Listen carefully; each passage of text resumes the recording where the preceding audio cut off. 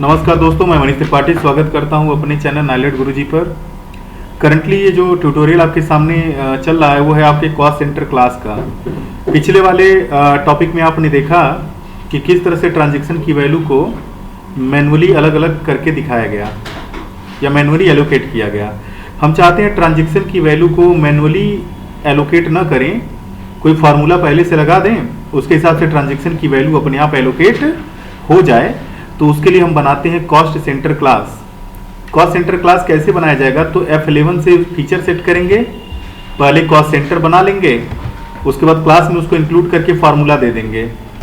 अब एक लेजर बना लेंगे सेल्स का, और उसके बाद एंट्री जब करने जाएंगे तो यहाँ सेल्स परफॉर्मेंस जरूर लगाए रहिएगा।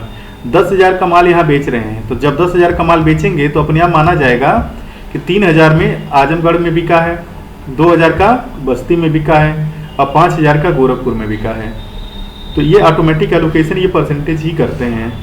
अब इसको कैसे किया जा सकता है, चलिए टैली में देखते हैं। टैली जब ओपन हो जाती है तो कंटिन्यू इन एजुकेशनल मोड में आप आ जाइएगा। कंपनी में आएंगे, क्रिएट पे करेंगे क्लिक और कोई भी एक नाम से कंपनी आप बनाएंगे।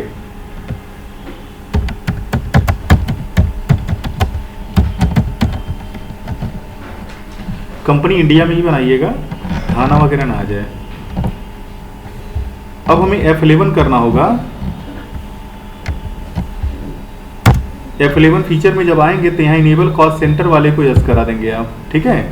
उसके बाद एंटर करते करते चले जाइएगा, स्केप करके पीछे आ जाएंगे। क्रिएट में आते हैं तो पहला काम आपका होता है कॉस्ट सेंटर क्रिएट करना। पहले अपने को बनाना है आजमगढ़, दूसरा बनाना है बस्ती और तीसरा बनाना है गोरखपुर, ठीक है। तीनों बन गए। तीनों बनने के बाद अब आ जाइएगा सोमोर में, कॉस्ट सेंटर क्लास पे करिएगा क्लिक। सेल्स परफॉर्मेंस क्लास का नाम दे देंगे आजमगढ़। आजमगढ़ पे टोटल सेलिंग कितने की होगी? 30%। बस्ती कितने की होगी? 20%। गोरखपुर में कितने की होगी? 50%। यह क्या पूरा? इसको भी एक्सेप्ट करा लिया। अब बनाएंगे लेजर। तो लेजर में एक ही लेजर बनेगा आपका, सेल्स अकाउंट का अंडर में चला जाएगा ये सेल्स अकाउंट के, ठीक है। Sales account under sales account जब हो जाए तो बाउचर में आएंगे।